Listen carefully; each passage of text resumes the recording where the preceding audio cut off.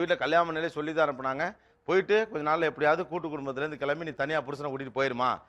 உன்னால என்ன பண்ண முடியுமோ அதை பண்ணிட்டேன். தேங்க்யூ. இன்னைக்கு நீங்க மாமியார்கள் அப்படின்னா ஒரு காலத்துல நீங்க மருமகள்கள் தான். இன்னைக்கு மருமகள்களை உட்கார்ந்துருக்கக்கூடிய நீங்க நாளைக்கு மாமியாரா ஆகத்தான் போறீங்க. ஜப்பான்கார என்னென்னமோ கண்டுபிடிக்கிறா, நான் எதை கண்டுபிடிச்சிட்டு வந்துக்குது பாரு. அந்த பிராண்ட் ஹஸ்பண்ட்னா உங்களுக்கு ரொம்ப பிடிக்கும். நான் இந்த சீரியல் படத்துல தான் பாத்திருக்கேன். அந்த அளவுக்கு பையன் ஏதாவது கேட்டாங்கன்னா அவ்வளவு தூரத்துல இருந்தா கூட அப்படி இங்கிருந்தே பறந்து எடுப்பாங்க அந்த பாத்திரம். எதுனாலும் சரி விழுந்தாலும் பரவாயில்ல அதை எடுத்து கொடுப்பாங்க. நிறைய தடவை அதெல்லாம் அதை சாப்பிட்டாலே எனக்கு மனசு நிறைஞ்ச மாதிரி ஆயிரும்மா. இததான் விழுந்து விழுந்து கவனிக்கிறதுமாங்களோ. அது பையன் கேட்டா மட்டும்தான். அது ரைட்டு தான். அப்புறம் நீங்க கேட்டுக்காம விழுக முடியும். உனக்கு வாய் ஜாஸ்தி. உனக்கு தெரிஞ்சு போச்சா? எடுத்து பேசும்போதே அது ஒரு ஃபன்னியாவே இருக்கும். எப்படி இருக்கீங்க அப்படின்வாங்க. பையனை கூட்டிட்டு போய் வேப்பல் அடிக்கணும் போல் இருக்குது. பாத்திரம் தொலைக்கிட்டே இருப்பாங்க. அங்கிருந்து யாராவது வராங்களான்னு சைடா இப்படி பார்ப்பாங்க.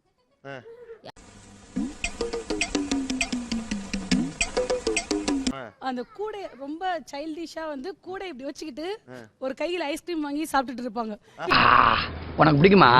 எனக்கும் பிடிக்கும். ஏதாவது வேணுமான்னு அவங்களுக்கு கேட்போம். நாங்க ஏதாவது சாப்பிடுறீங்களா வேணுமான்னு சொல்லிட்டு எனக்கு கொய்யாப்பழம் வேணும். கொய்யாவா? நல்ல கனி நல்ல கனி நடக்கட்டும். முருகா வீட்டுல ஒரு நீயே என்ன நடக்கும் அப்படி சொல்லு கோபி. என்ன பண்ணுவாங்க அப்படி சொல்லு கோபி கரெக்ட் அப்படின்வாங்க. இவர்தான், இவருக்கு இதான் வேலை. எல்லாத்துக்கும் ராஜ் ராஜ். ஆமா, கட்டினதுக்கு அவர் தானே எல்லாத்தையும் கேட்கணும். ஏய், என்னைய வச்சு ஒன்னும் காமெடி கிமெடி பண்ணலையே. அம்மச்செல்லாம் என்னடா ஆச்சு, ஏன்டா அப்படி பண்ற? அப்படி அம்முக்குட்டி சல்லக்குட்டி ஜாங்கிரி பூந்தி வந்தவன போடா பாட்டிக்கிட்டா இப்பதான் வந்துடுவேன் பின்னாடியே பின்னாடியே. இப்படி ஒரு ராட்சசி என் வயிற்றுல பிறந்தான்னு பெத்த வயிறு பத்திட்டு எரியுது. சரி தோசையா நான் ஊத்துறேன் அப்படின்னு சொல்லிட்டு 1/2 லிட்டர் எண்ணெய் ஊற்றி நல்லா ரோஸ்ட் போடுவா. முதல்ல வந்து சம்பள கவர் என்கிட்ட வரும். அதுக்கப்புறம் யார்கிட்ட போவோம்? மனைவி கிட்ட போயிடுது. இந்த கேள்வி நீங்கள் தவிர்க்க வேண்டும். இது கல்யாணம் ஆன பின்னாடி பிள்ளைங்க இப்படி மாறதான் செய்யும். எல்லார் வீட்லயும் அது நடக்கக்கூடிய விஷயம்தான். ஒத்துக்கிட மனசு இல்லனாலும் அதான் நேசம். ஒரே ஒரு அதான் சொல்லுவாங்க, அம்மா தான் எல்லாம் ஃபர்ஸ்ட். அவங்க சந்தோஷமா இருந்தா ஷூர் நம்ம நல்லா இருக்கலாம். மாமியார் வந்து பொண்ணா ஏத்துக்க மாட்டாங்க சார். இதுதான் உண்மை, சீரியஸான ஒரு உண்மை. சொல்ல உண்மை நம்ம எது பேசலாம், ஏமா நீ அட்ஜஸ்ட் பண்ணிக்கமா, கொஞ்சம் அட்ஜஸ்ட் பண்ணிக்கமா. என்னத்த அப்படி பாக்குற? நான் உன் பிள்ளையாச்சே. அவங்க செய்யணும்னு எதிர்பார்ப்பாங்களா, பிள்ளைக்கு அவங்க கையில செஞ்சு போடணும்னு எதிர்பார்ப்பாங்க? அவங்க கையில செஞ்சு போடணும்னு எதிர்பார்ப்பாங்க. எல்லாம் விட்டு கொடுக்கலாம், தாய் பாசத்தை விட்டு கொடுக்க முடியாது இல்லங்க. தாய் பாசம்.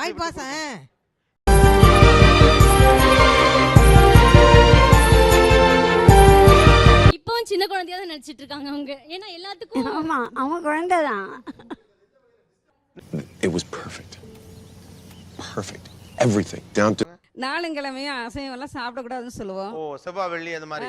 அப்போ அவங்களுக்கு கஷ்டம். ஏன்னா புரட்டாசி மாசம் அத்த, அதுக்கும் நீங்க குழம்பு கீழே ஊத்துறதுக்கு என்னத்த சம்பந்தம்? ஒரு மாசத்துக்கு நான்வெஜ் சாப்பிடக்கூடாது. கல்யாணம் ஆன புதுசுல வந்துட்டு என்னோட ஹஸ்பண்டை நான் பேர் சொல்லி ஆனந்த் தான் கூப்பிடுவேன். ஆனா எங்க மாமியாருக்கு வந்துட்டு பேர் சொல்லி கூப்பிடுறது பிடிக்காது. காலையில எழுந்து கொண்டாடி தோசை சுட்டு மனசு வலிக்குது.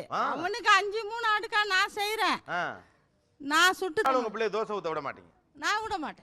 எவ்வளவு உடம்பு சரியில்லைனால நான் தான் எழுந்து செய்வேன் என் பசங்களுக்கு.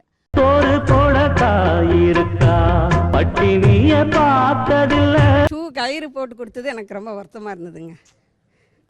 யாருடைய ஷூ? கொடுங்க. மருமகளோடதுக்கு. இருந்துச்சு. ஷூ உடைய கயிறை கட்டி விடுறாரு அப்படின்னா அது எனக்கு பார்க்கவே முடியலைங்க. அப்படி கோர்த்து கொடுத்து போட்டு. அதுலயே அவ்வளவு சங்கடம் உங்களுக்கு? சொல்லுங்க. இல்ல, நீங்க பொத்தி வளர்த்த பிள்ளை பொண்டாட்டிக்கு ஷூலேஸ் கட்டி விடுறப்போ மனசுக்கு ஒரு மாதிரி இருக்கும் தானே நீங்க பார்த்தப்போ?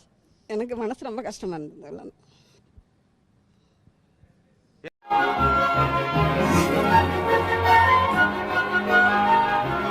ஆனா இப்போ அவனுடைய ரூம்ல இருக்கிற டாய்லெட்டை கழுவுறான். அது எனக்கு ரொம்ப மனசுக்கு ரொம்ப கஷ்டமா இருக்கு. ஆம்பள மாமா அம்மா வீட்டுக்கு போறத பத்தி பிரச்சனை இல்லை. ஆனா அங்க வந்து என்ன பண்ணிடுவாங்க, இன்ஜெக்ஷன் ஏற்றி அனுப்பிடுவாங்க.